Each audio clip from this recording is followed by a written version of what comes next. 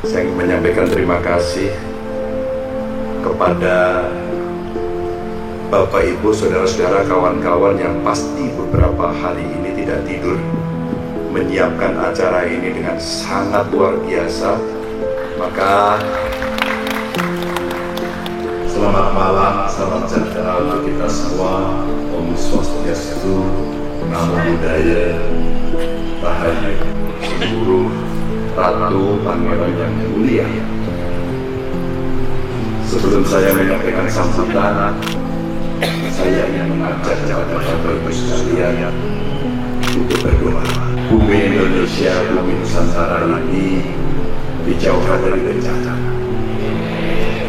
Berdoa menurut agama dan keyakinan kita masing-masing. Mulai. Amin.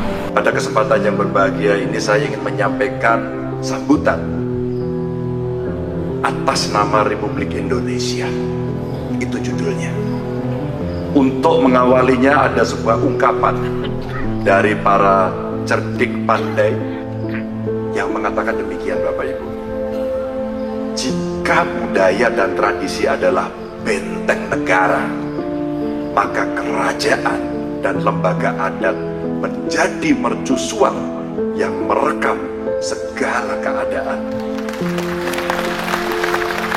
Apabila kita mampu mengorkestrasikannya dengan harmonis, maka Indonesia akan semakin tangguh dalam berlayar dan teguh saat berlabuh. Bapak Ibu, ungkapan ini saya sampaikan di awal untuk menunjukkan bahwa ya, dalam cerita yang sangat panjang, dalam sejarah yang sangat panjang, kita semua, Bapak Ibu sekalian, leluhur kita berkontribusi atas berdirinya Republik ini.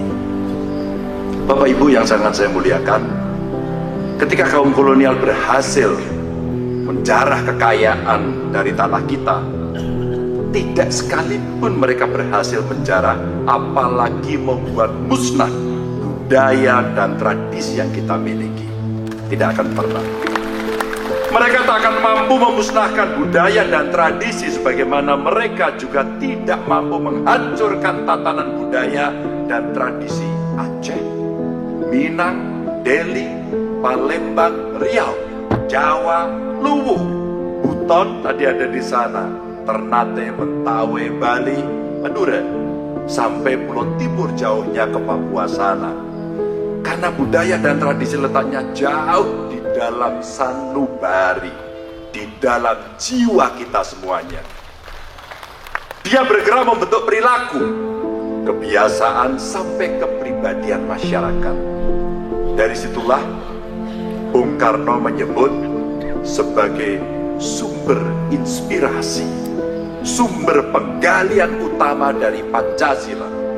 Karena faktor tradisi dan budaya ini pula lah yang akhirnya lahir sebuah pergerakan kebangsaan bernama Indonesia. Maka Bapak Ibu hadirin yang sangat saya muliakan, berkumpulnya para raja, kepala suku, serta anggota masyarakat adat Nusantara ini, bagi saya ini menjadi sejarah terbesar di bumi Nusantara setelah lahirnya Indonesia. Maka tadi saya mendapatkan cerita dari ketua Pak Gubernur, dari acara pertama ke kedua bukan berkurang, malah bertambah jumlahnya. Dan itu kita harus siapkan untuk tahun berikutnya, yang mudah-mudahan kita tidak hanya mengundang dari yang Nusantara, tapi kita bisa undang dari banyak negara tetangga.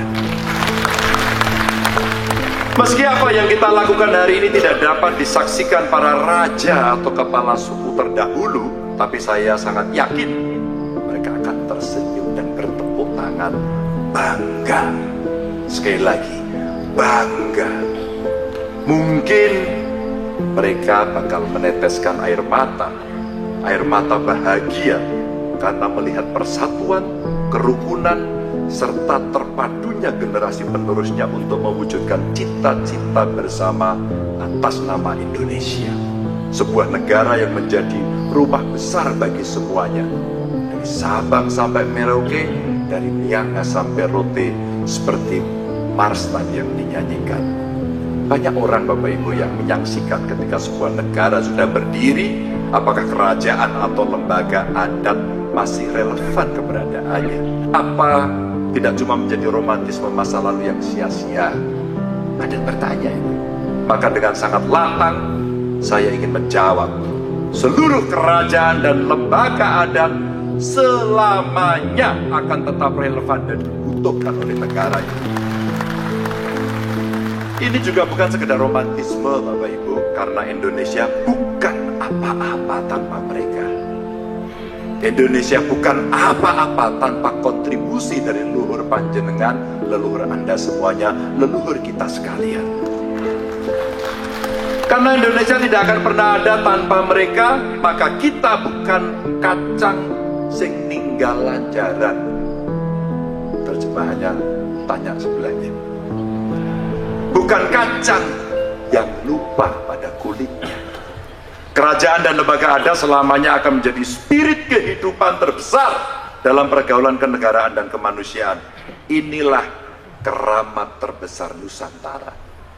Berjuta-juta syukur saya haturkan ketika tanah Jawa Tengah dipilih menjadi pijakan bersatunya keramat dari seluruh penjuru Nusantara yang hari ini hadir. Terima kasih. Terlebih lagi, saat ini kita semua berdiri di halaman mahakarya leluhur kita yang bernama Candi Borobudur. Ada di belakang sana. Sebenarnya tempat ini mengisyaratkan betapa tingginya capaian yang dilahirkan dari sebuah kebudayaan, dari sebuah lembaga adat. Tempat ini jadi teladan pamungkas bagi kita yang masih ngugemi kerajaan, yang mestinya juga bisa melahirkan sebuah mahakarya berikutnya, apapun jenis dan bentuknya. Karena disitulah dapurnya ketahanan adat dan budaya itu. Tapi Bapak Ibu hadirin yang saya muliakan, jika kita introspeksi lebih dalam, sebenarnya sudah seberapa besar upaya kita untuk nguri-uri serta mengembangkan budaya dan tradisi yang bersemayam di negeri ini. Jika kita menyebut bahwa negeri ini memiliki kebudayaan yang adiluhung, sebenarnya seberapa keras usaha kita dalam mengamalkan dan menyemarakannya. Jangan sampai kita jadi kata dalam tempurung. Jangan sampai budaya dan tradisi mati di rumahnya sendiri. Tentu Bapak Ibu semuanya pasti tahu bagaimana saat ini kalau kita melihat tetangga kita umpama Korea Selatan, semakin melambung namanya berkat tradisi dan budaya yang dibangun. Demikian juga dengan Jepang, Italia, Prancis, Inggris, dan India. Bahkan Amerika yang katanya tidak memiliki akar budaya yang kuat bisa menghasilkan produk kebudayaan yang hebat yang banyak negara kemudian meniru. Ada Superman, ada Spiderman, Captain America, dan lain sebagainya, tokoh-tokoh heroik.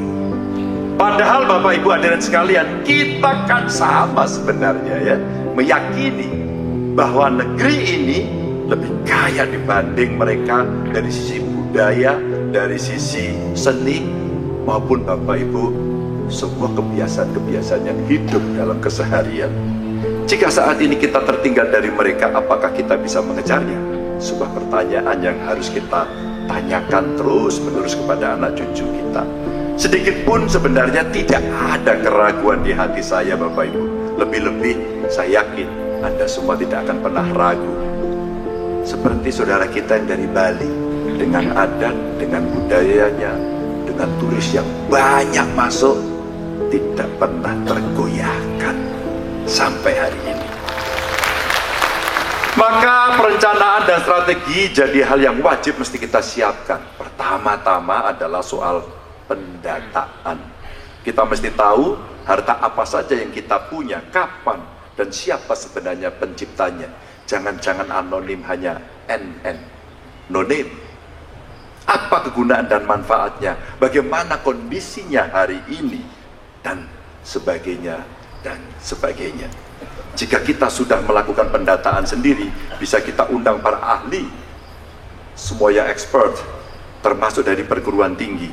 Karena dari situlah sebenarnya perpaduan antara lembaga adat dengan perguruan tinggi yang punya manfaat jauh lebih besar bisa dilahirkan. Yang satu menguatkan dari sisi historis, sementara satunya menguatkan dari sisi teori sampai kemungkinan pengembangannya. Jika dari pendataan kita sudah kuat, maka budaya dan tradisi kita bisa kita manfaatkan untuk apa saja, termasuk untuk memajukan bangsa dan negara. Bapak Ibu hadirin sekalian, itulah yang saya kira inti dari berkebudayaan dalam kepribadian yang pernah disampaikan Bung Karno. Laku ataupun kebijakan apapun yang kita lahirkan hendaknya berdasar pada kebudayaan. Itulah sebenarnya kekuatan kita yang kita miliki hari ini. Maka jangan sampai kita merasa minder ketika bergaul dengan negara-negara yang katanya lebih maju, lebih modern, atau lebih apalah sebutannya. Jangan sampai ketika Pak Jokowi bilang kita mesti berdiri dengan kepala yang tegak saat berhadapan dengan bangsa-bangsa lain, seperti saat pertemuan G20 di Bali kemarin. Indonesia sekarang berada pada puncak kepemimpinan dunia. Presidensi G20, ASEAN, dan ketika banyak negara inflasinya melambung tinggi, alhamdulillah Indonesia masih terkendali. Ketika pertumbuhan tidak terlalu tinggi di banyak negara, alhamdulillah kita masih bisa tumbuh di atas 5%. Apakah kita tidak yakin pada kemampuan sendiri? Bapak Ibu yang sangat saya hormati, sangat sepakat apa yang disampaikan oleh Pak Presiden Pak Jokowi itu. Dan tentu kita semua mesti sepakat karena kita menolak jadi bangsa yang inferior. Bapak Ibu hadirin sekalian, sudah waktunya buat kita untuk mengoptimalkan seluruh nilai dan pengetahuan dari kerajaan-kerajaan serta lembaga adat. Dunia membutuhkan kebijakan-kebijakan yang Bapak Ibu simpan untuk keseimbangan kehidupan. Untuk merealisasikan itu, tidak ada pilihan bagi kita selain harus menjaga martabat kerajaan dan lembaga adat yang ada di seluruh penjuru dunia. Saya menyampaikan terima kasih karena Bapak Ibu sedang menjaga itu. Bapak Ibu yang sangat saya hormati, semoga dengan festival ini kita akan benar-benar memperoleh ketahanan adat dan budaya nasional yang kita miliki. Karena cuma jalur inilah yang bisa membuat masyarakat dunia terpukau, terpesona dengan Indonesia. Terima kasih. Wassalamualaikum warahmatullahi wabarakatuh.